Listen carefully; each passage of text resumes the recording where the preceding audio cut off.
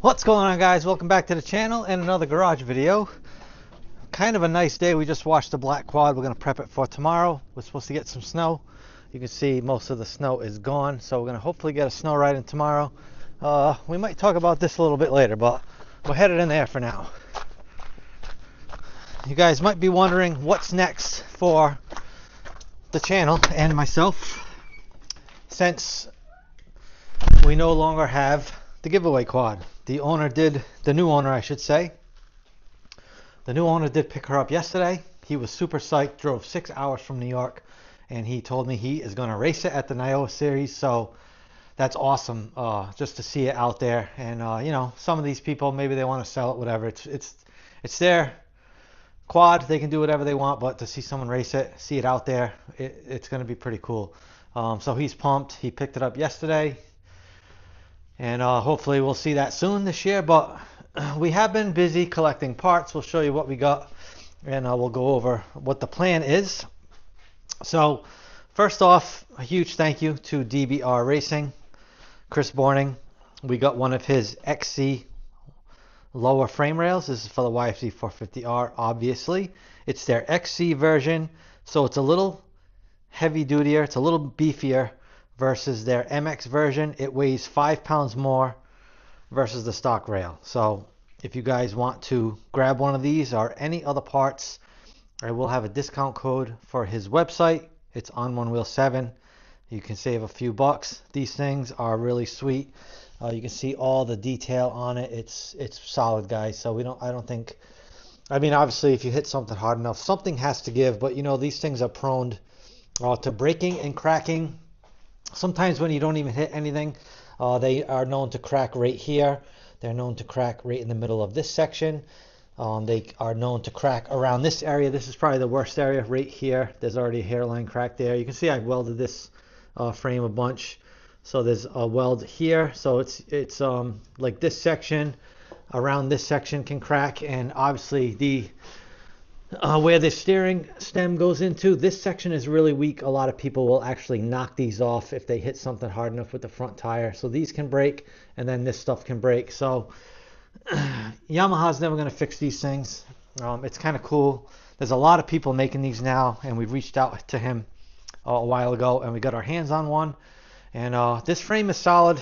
This was on my previous practice quad. You know, we did change the rails. The whole upper section solid. It's just the lower. So now we have a lower. We have a fresh frame. We'll swap this out, get it down to my buddy Herb Willis at Sport Bike Powder Coating. We got a brand new subframe, brand new OEM swing arm. We're going to get probably a new grab bar, but this is just for the visual effects, guys. Huge thank you to Hauser Racing. We just got our A-arms in, and they did these raw for me with no bearings, no powder coat, because we will send these out to get powder coating, so it's just easier this way. We got a brand new Pro Armor bumper. You guys know I love these bumpers. These things are awesome. And basically what we're going to do, we're going to rebuild this engine. This engine used to be in the blacked out quad. We overheated it pretty bad earlier this year, so we're going to just rebuild it 100%. And we'll have a brand new race engine. We got lots of parts. We got wheels, we got plastics, we got tires, we got lots of different things. We still need a lot, but this build, it's going to be kind of a slow build. We'll just keep you guys updated as we go. But the main thing is getting the frame prepped and ready so I can take all this stuff to the powder coaters and get everything powder coated, and then we can start building it. So we're just going to do an identical twin to the blacked out quad. This is my favorite scheme over the years that I've done, so we're just going to do this one again. I think it looks really cool, but we will be changing up the graphics. We are going to use the graphics that were on the blue quad. So the graphics like that, we're going to do the yellow. I think it's going to look pretty cool. We'll just give you guys a glimpse. We got one little piece right here. I think it's going to pop and stand out really, really good with the black. You guys can see that, so I think that'll look cool. But let me know what you guys think on that, if you think it'll look cool or not. But we got some work to do. What we're going to do, like I said, we're going to remove the factory rail and install this new aftermarket one. So let's get to work. All right, guys, before we get started, we're just going to go over the tools that we're going to use. So you need the Torx bits with the holes in the middle, like the safety Torx bits. So we have a T50, that's for the larger bolts, and then we got two smaller ones up front that are a T30.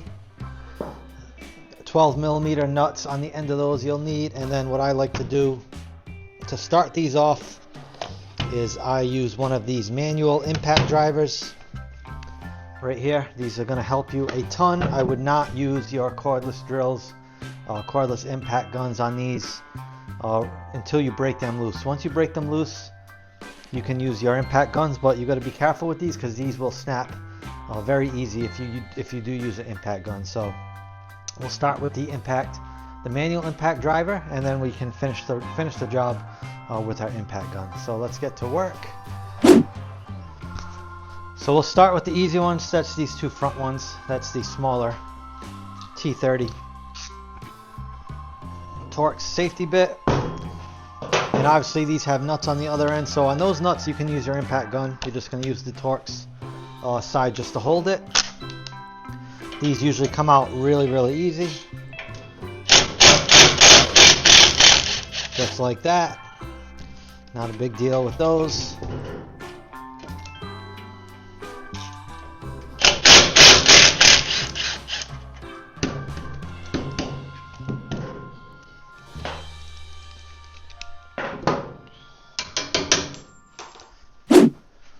Alright, now we'll mess with the hard ones. We have 3 on each side.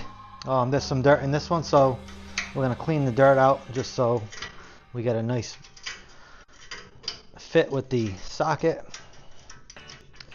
Now, worst case scenario, if you do break your bolts and if you do strip out these bolts, you can resort to grabbing a large nut, grind this down, weld a nut onto it, and then remove them that way.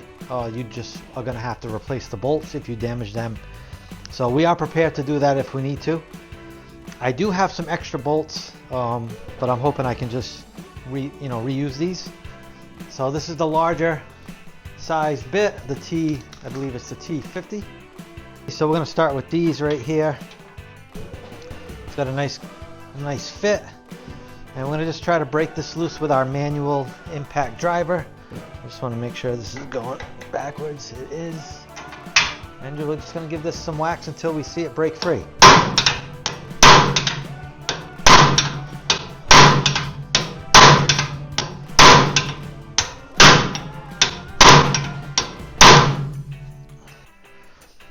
The other thing you guys can do, and we might do that too, we're just going to keep giving this, we're going to give these a few more wax, but you can also heat these up a little bit. That would help break them free as well.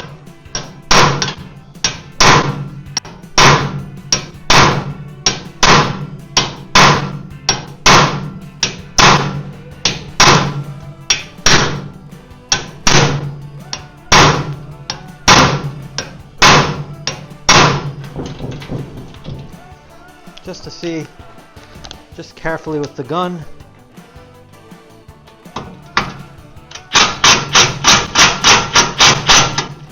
We got nothing yet. Alright, so we're going to do some heat first. And I'll see if that breaks them free.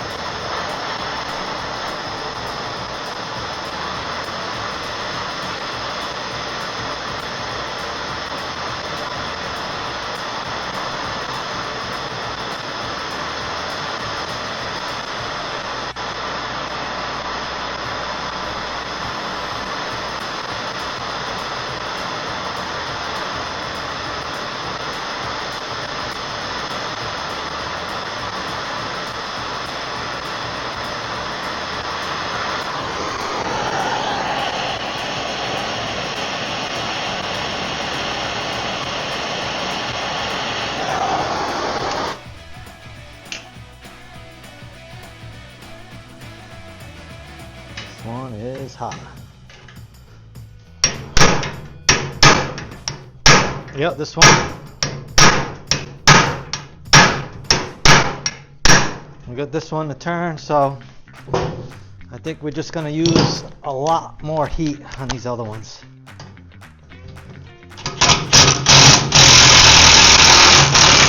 Alright, not bad. Don't touch the bolt because it is hot. Alright, so this is pretty easy. You guys see me extract bolts like this before. We're just going to grind down these bolts, and we got some large nuts. We're just going to place over them, weld them. Hopefully we get a good weld. It might take a couple tries, but we'll get it. It's definitely larger with it's easier with the larger bolts versus smaller ones. So.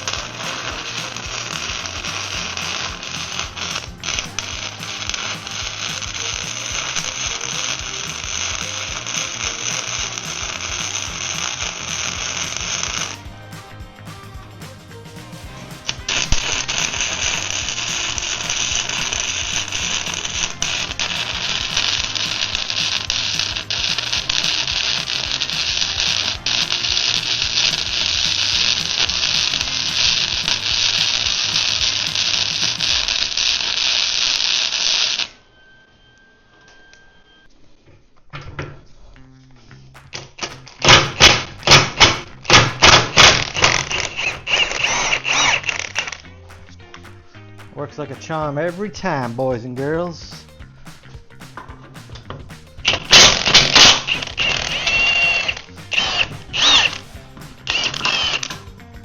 Boom, 2 for 2.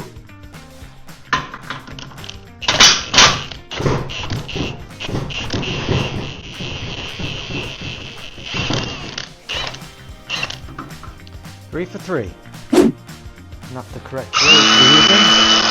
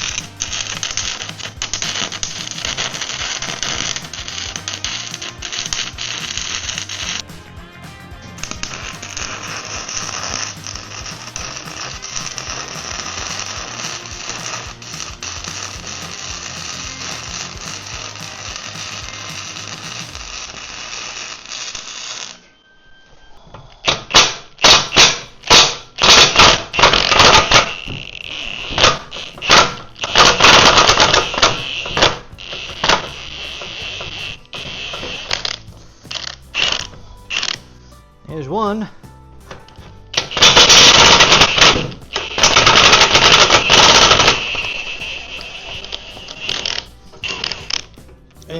here's the final one. Not bad, not bad. So, like I said, you might have to do this trick if you cannot get them out the normal way. But this way works just as good. I'll need 6 new bolts, which really isn't a big deal. I might have them. So I'm gonna get cleaned up and then we'll get this new lower installed. There we go.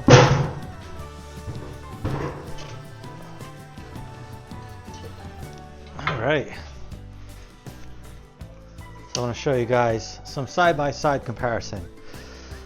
The big thing you'll notice is right here where this connects to the rear section of the frame. You can see on the factory section, it thins out right here, and this is usually where it cracks. If you whack your foot peg really hard, it's going to bend this back section, and that usually cracks. You can see what he did here is he made this as thick as these are, and then he just made a little recess for the bolt. So these are going to be super strong, even where they mount to the tubular section of the frame. The rear engine mount is gusseted and much stronger and thicker than this side. They actually give you a longer bolt because these things are thicker. You can see that these sections, these are known to crack and break. You can see there's a little crack right there. There's another one right there. You can see that this is much thicker right here, much thicker piece. The A-arm mounting gussets right here. Look at these guys. These are twice as thick, top and bottom. Even a full plate on the bottom, which is really nice. So no issues there. A nice gusset on the top and the bottom of the frame right there. This section of the rail is actually thinner. You can see how this is a little thicker, so these A-arm mounts just come out a little further, so that's pretty cool. And the front of it is solid, so we won't have to worry about damaging the front. Normally we use a B&R frame plug because this is really thin and really weak, so that gets chewed up easy.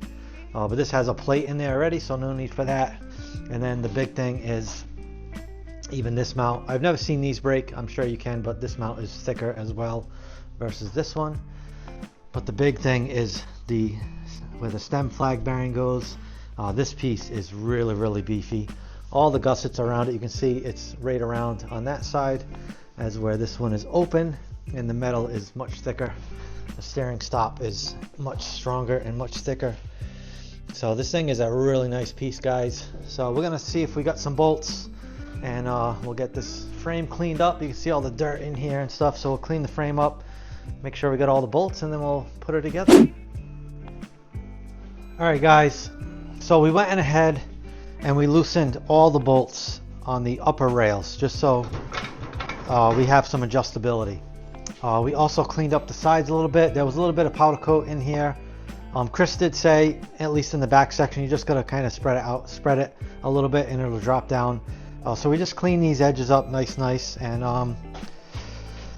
we're gonna try this and see if we can get her to line up. I'm gonna start with the front bolts and then kind of work my way back. Well, I'll get it kind of lined up.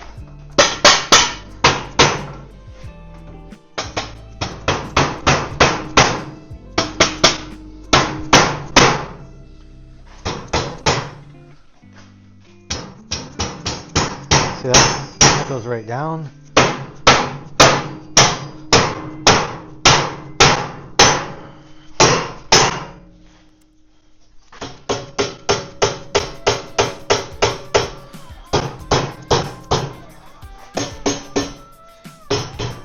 Alright, we're going to put all the bolts in just loosely for now, and then we'll have to take one out at a time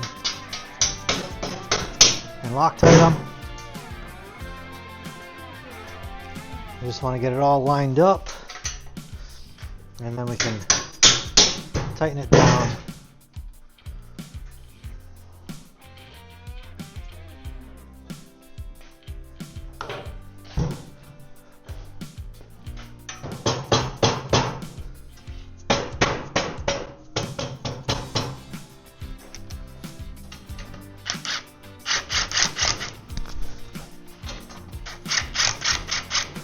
right.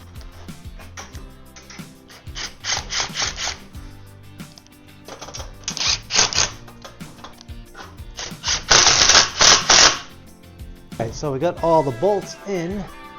It looks pretty good. Now, like I said, we're gonna have to go back. We're gonna have to go back, pull one out at a time, and then Loctite them all and tighten them down.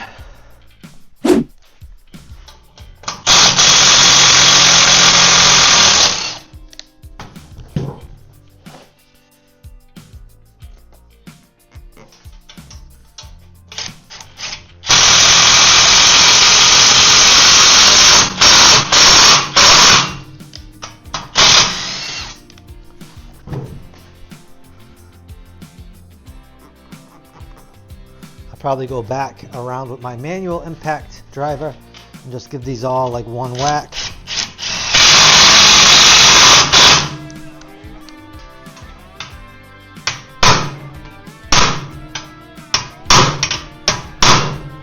That's good. A foot peg bolt in here.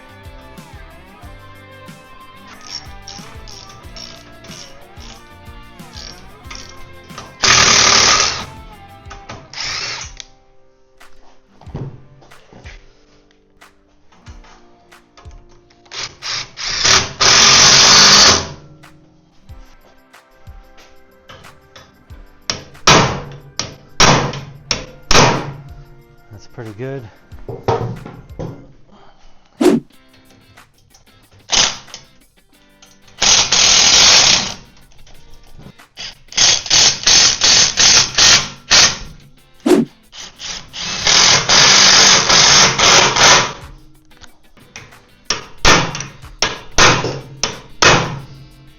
There's really no torque specs on these bolts, at least none that I found.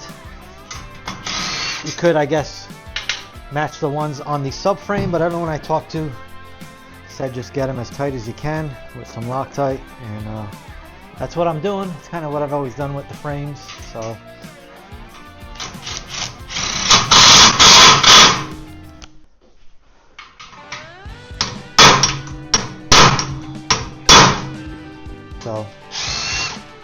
and if we can avoid some trees, I think this frame will last us a while.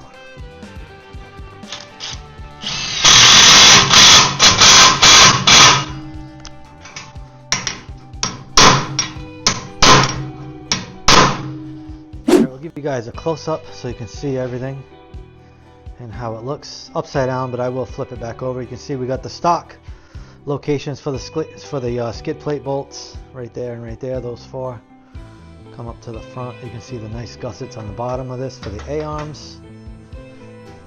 It looks good. It lines up really good.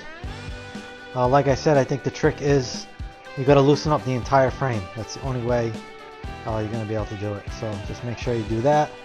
And then you can tighten it all down once it's all fitted and you're good to go. Show you like that. And we'll flip it over and show you right side up. Here she is, right side up. DBR logo. Definitely looks sweet. It's going to look even better. I will say it doesn't look sweet right now, but when it's all powder coated and finished, it is going to look sweet. Alright guys, so that's a wrap for this one. Hopefully you enjoyed it. Like I said, a huge thank you to Chris Sporning at DBR Racing for getting me one of these lowers really quick. I think I was maybe the second or third person to get one, so huge thank you to him. Like I said before guys, if you guys want to purchase anything from his website, use my code ONONEWHEEL7 at checkout, whether it's a lower or other parts he makes. They make a ton of stuff. They are going to be making the Braaptech drop down grab bars. It's in the works guys, so I get a ton of people asking me about these grab bars. They're gonna have them soon. They're gonna be right around 150 bucks. These grab bars are the best, especially if you're short. They look sweet, and it gives you a lot of leverage. If you're buried in a hole, you can lift up on the quad, and I think they really look sweet. They look awesome. So if you want one of those, keep an eye out on his website for that. But like I said, that's a wrap guys. Make sure you give me a thumbs up. That helps a ton. drop some comments. Let me know what you think about my new build in progress right now. And if you're not yet, please subscribe, and we'll see you guys on the next one. All right, peace.